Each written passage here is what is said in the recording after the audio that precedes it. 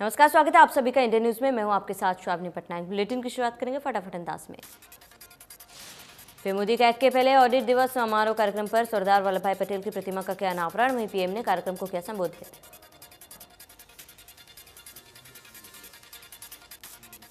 PM ने कहा कि आज हम ऐसी व्यवस्था बना रहे हैं जिसमें सरकार सर्वम की सोच, सरकार का दखल भी कम हो रहा है और आपका काम भी आसान हो रहा है। पीएम ने कहा कि लेकिन हमने पूरी ईमानदारी के साथ पिछली सरकारों का सच देश के सामने रखा। हम समस्याओं को पहचानेंगे तभी तो समाधान तलाश कर पाएंगे। पीएम मोदी ने कहा कि एक समय था जब देश में ऑडिट को एक आशंका, एक भय के साथ देखा जाता था। स्वीजी बनाम सरकार, ये हमारी व्यवस्था की सामान्य सोच बन गई थी, लेकिन आज इस मानसिकता को बदला गया। पीएम ने कहा कि दशकों तक हमारे देश में स्वीजी की पहचान सरकारी फाइलों और बही खातों के बीच माथापच्ची करने वाली संस्था के तौर पर कर रही है। स्वीजी ने जुड़े लोगों की यही इमेज बन गई। इसका जिक्र मैंने 2019 में भी आपसे किया था। नरेंद्र मोदी ने कहा है कि सदी की ये सबसे बड़ी महामारी जितनी चुनौतीपूर्ण थी उतनी ही इसके खिलाफ देश की लड़ाई भी असाधारण रही। आज हम दुनिया का सबसे बड़ा वैक्सीनेशन प्रोग्राम भी चला रहे हैं। कुछ सप्ताह पहले ही देश ने 100 करोड़ वैक्सीन डोज का पड़ाव पार किया। किसान नेता राकेश टिकैत करनाल के एग्रो मॉल पहुंचे और किसानों से मिले। इस बीच राकेश टिकैत ने कहा, अगर मंडियों की जमीन को सरकार बेचना चाहती है तो किसानों को उनकी जमीन वापस दे दे। राकेश टिकैत ने कहा, सरकार मंडियों को बेचना चाहती है, अगर ऐसा हुआ तो बेचने और खरीदने वालों के खिलाफ आंदोलन करेंगे। राकेश टिकैत का कहना है कि किसान मोर्चा राजनीतिक पार्टी नहीं बनेगी, हम आंदोलनकारी हैं। संयुक्त मोर्चा को नॉन पॉलिटिकल रहना चाहिए। किसानों का आंदोलन जीतने के बाद भी इसे राजनीतिक पार्टी नहीं बनाना चाहिए। पूरी दुनिया में इसकी मान्यता बनी है। करनाल के डेरा कार सेवा गुरुद्वारा में भारतीय किसान यूनियन की 5 घंटे तक बैठक हुई। बैठक में भारतीय किसान यूनियन के नेता गुरनाम सिंह चढ़ूनी मौजूद रहे। संयुक्त किसान मोर्चा के सीनियर नेता सुरजीत सिंह समेत प्रदेश के सभी जिलों के प्रधान और पदाधिकारी भी बैठक में शामिल। चुनाव लड़ने पर चढ़ूनी ने कहा कि हम पंजाब में प्रत्याशी उतारेंगे, वहां पर मिशन पंजाब शुरू किया जाएगा। मैं चुनाव नहीं लड़ूंगा। जो पार्टी लोगों से को लूट रही है उनको किनारा करने के लिए ऐसा करना जरूरी। चढ़ूनी ने कहा, पंचायती उम्मीदवार भी मैदान में उतारे जाएंगे। वहीं शहीद किसान यात्रा को लेकर बैठक में कोई फैसला नहीं हो सका। गुरनाम सिंह चढ़ूनी से विवाद पर सुरेश मुकौत ने मीडिया के सामने अपनी बात रखी। कहा कि चढ़ूनी ग्रुप ने उनके खिलाफ सोशल मीडिया पर झूठा प्रचार किया।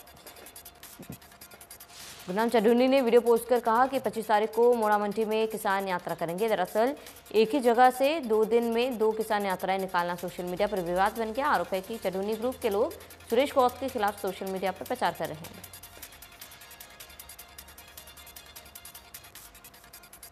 हरियाणा सीएम के प्रमुख मीडिया सलाहकार विनोद मेहता ने अपने पद से इस्तीफा दे दिया। इस्तीफा की वजह निजी कारणें बताई जा रही है।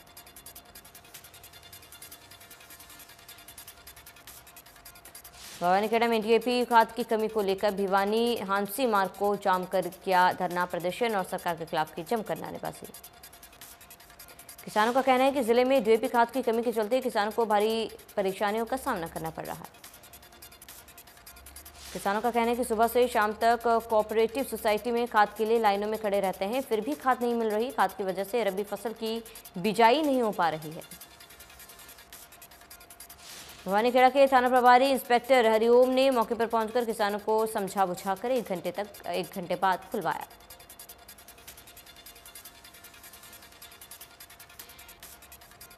गुरुग्राम में बीजेपी प्रदेश अध्यक्ष ओम प्रकाश धनखड़ की अध्यक्षता में प्रदेश स्तरीय बैठक हुई। खेल मंत्री संदीप सिंह, सांसद अरविंद शर्मा, सांसद रमेश कौशिक और मंत्री कमलेश ढांडा समेत कई नेता मौजूद थे। इसके साथ ही 25 दिसंबर को अटल बिहारी वाजपेयी के जन्म दिवस पर 2 लाख कार्यकर्ता गुड गवर्नेंस डे के रूप में मनाएंगे। पंजाब में अफीम की खेती का समर्थन करने वाली नवजोत कौर सिद्धू हरियाणा के गृह मंत्री अनिल विज के निशाने पर आ गई। अनिल विज ने नवजोत कौर सिद्धू पर निशाना साधते हुए कहा, वो पहले से ही कह रही थी कि वे लोग पंजाब में सत्ता और काबिज इसीलिए होना चाहते हैं। विज ने कहा कि पहले भी पंजाब सरकार ने लाल किले पर हमला करने वालों को इनाम देने का काम किया है। उन्होंने कहा, जब देश एक है, संविधान एक है, फिर चाहे सरकार बीजेपी की हो या कांग्रेस की, हमें संविधान की रक्षा करनी चाहिए, ना कि कानून तोड़ने वालों को बढ़ावा देना चाहिए।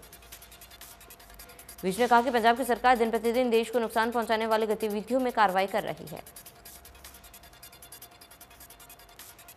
कांग्रेस नेता राहुल गांधी ने मोदी सरकार पर तंज कसते हुए बयान दिया था और अब मोदी सरकार राष्ट्रीय सुरक्षा में असमर्थ है। राहुल गांधी के इस बयान पर अनिल विज ने पलटवार कर रहा है कि राहुल गांधी को यह बात कहने से पहले अपने खानदान का इतिहास पढ़ना चाहिए। उन्होंने कहा, जवाहरलाल नेहरू के समय में चीन ने हमारी 45,000 एकड़ जगह पर कब्जा किया था। आज प्रधानमंत्री मोदी ने पाकिस्तान में घुसकर उनको सबक सिखाने की कार्रवाई की है। फरीदाबाद में जिला उपायुक्त सहित तमाम आला अधिकारियों के साथ विधायक राजेश नागर ने क्षेत्र के विकास कार्यों से संबंधित समीक्षा बैठक की। बैठक के बाद समस्याओं का जायजा लेने के लिए राजेश नागर और जिला उपायुक्त सहित सभी अधिकारी मौके पर पहुंचे, जहां विधायक ने अधिकारियों को फटकार लगाई। जिला उपायुक्त ने कहा, तिगांव क्षेत्र के विकास कार्यों में कोई भी ढिलाई बरती गई तो बर्दाश्त नहीं किया जाएगा। जल्द से जल्द तिगांव क्षेत्र की समस्याओं का समाधान निकाला जाए। कालांवाली में दिल्ली के सांसद और हरियाणा आम आदमी पार्टी के प्रभारी डॉक्टर सुशील गुप्ता ने कार्यकर्ता सम्मेलन को संबोधित किया। इस दौरान उन्होंने सरकार पर भ्रष्टाचार बढ़ाने के आरोप लगाए।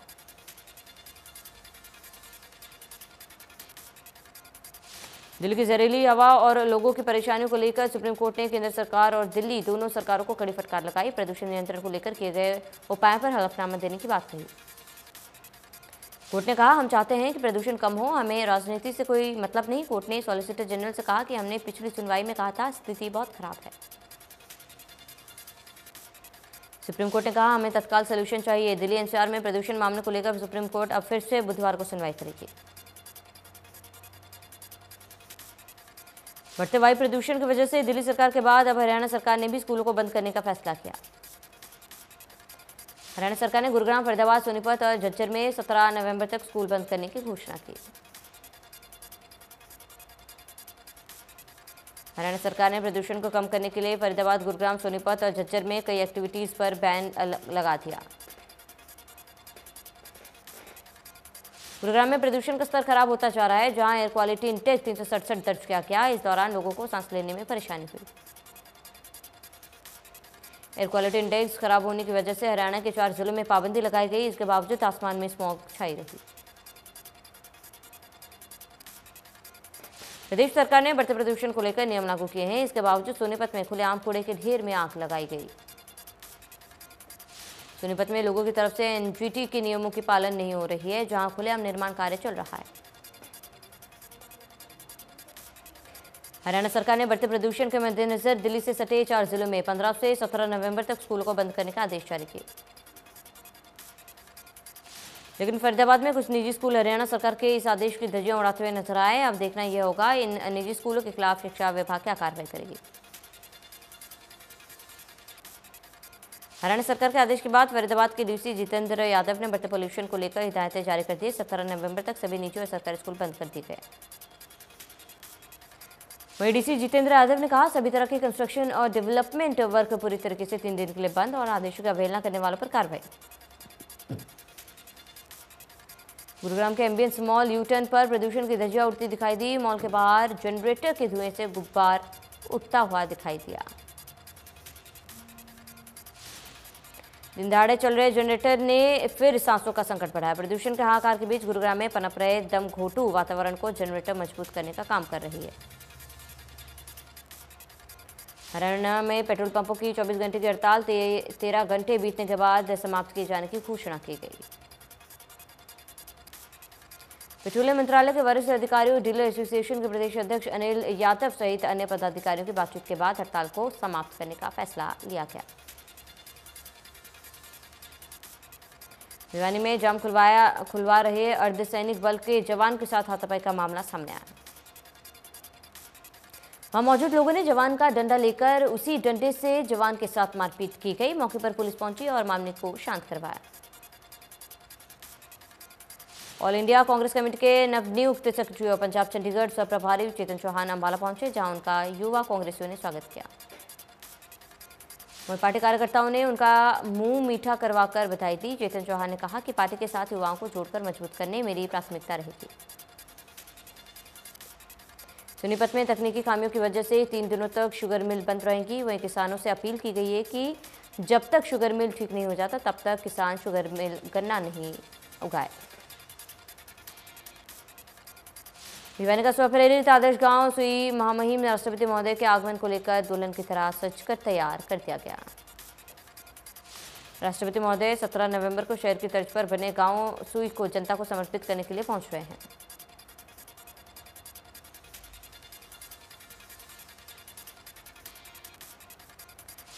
प्रसिद्ध ऐतिहासिक राज्य स्तरीय मेला कपाल मोचन विधिवत रूप से शुरू हो गया। 5 दिन तक चलने वाले इस मेले का उद्घाटन हरियाणा वित्त विभाग के अतिरिक्त मुख्य सचिव संजीव कौशल ने किया। अंबाला में हरियाणा महिला पुलिस की तरफ से महिलाओं को उनकी सुरक्षा और अधिकारों के बारे में जागरूक करने के लिए एक साइकिल रैली का आयोजन किया गया। पंचकुला से साइकिल रैली का अंबाला में पहुंचने पर पुलिस अधिकारियों ने जोरदार स्वागत किया।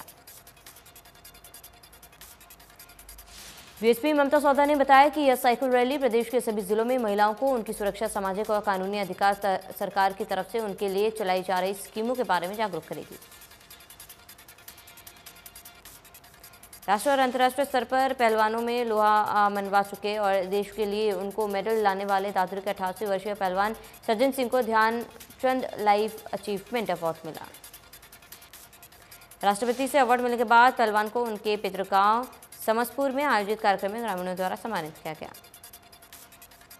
पहलवान सज्जन सिंह साल 1960 में रोम ओलंपिक सहित विभिन्न अंतर्राष्ट्रीय प्रतियोगिताओं में देश का प्रतिनिधित्व कर कई पदक जीत कर लाए। तो शाम के विधायक किरण चौधरी भिवानी पहुंची। वहां उन्होंने स्थानीय पार्क में लगी स्वर्गीय चौधरी सुरेंद्र सिंह प्रतिमा पर पुष्प अर्पित की। उन्होंने कहा कि चौधरी सुरेंद्र सिंह ने विकास की झड़ी लगा दी थी, लेकिन आज की सरकार विकास तो दूर की बात, विकास हो चुका है उसको भी नहीं टिका पा रहे।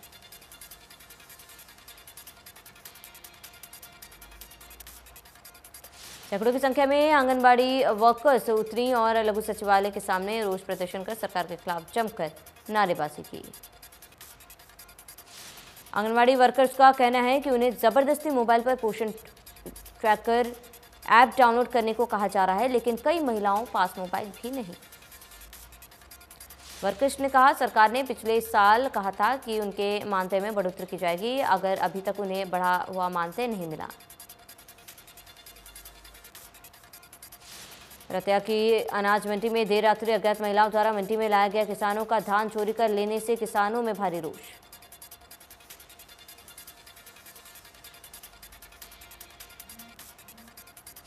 सोनीपत के कुंडली इंडस्ट्री एरिया में फैक्ट्री में अवैध रूप से निर्माण कार्य चल रहा था, जहां फैक्ट्री का लेंटर गिरने से 6 मजदूर घायल हो गए। तो मजदूरों के गंभीर हालात होने के कारण उन्हें रेफर कर दिया गया। फिलहाल 4 लोगों का सोनीपत के नागरिक हॉस्पिटल में इलाज चल रहा है। पुलिस पूरे मामले की जांच में जुटी है। गुरुग्राम के कासन गांव में दिवाली के दिन पूर्व सरपंच के परिवार पर हुई फायरिंग मामले में अब चौथी मौत हो चुकी है। 40 वर्षीय बलराम ने इलाज के दौरान मेदांता में दम तोड़ दिया, जिसके बाद गुस्साए परिजनों ने मेदांता के बाहर प्रोटेस्ट किया और शव को लेने से इनकार कर दिया।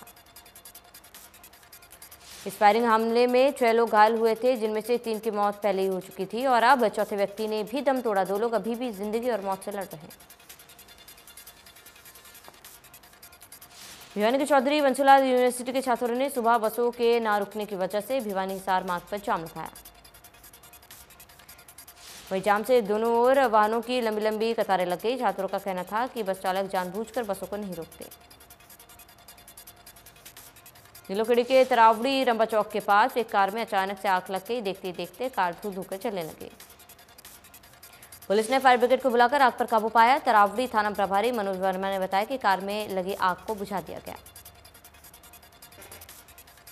महेंद्रगढ़ जिले में शादी समारोह में लौट रहे एक ही परिवार के 4 लोगों की कार हादसे में मौत।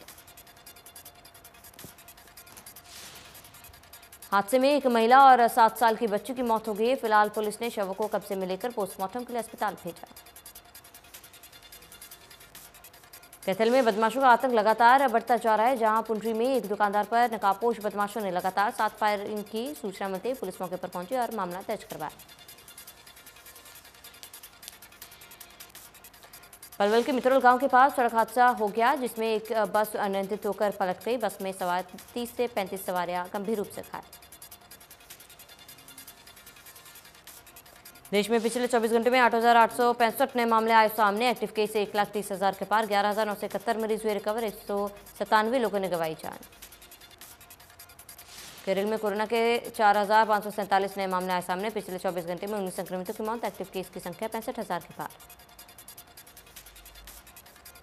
दिल्ली में कोरोना के 16 नए मामले मिले। एक्टिव केस 330 के पार। 27 मरीज रिकवर।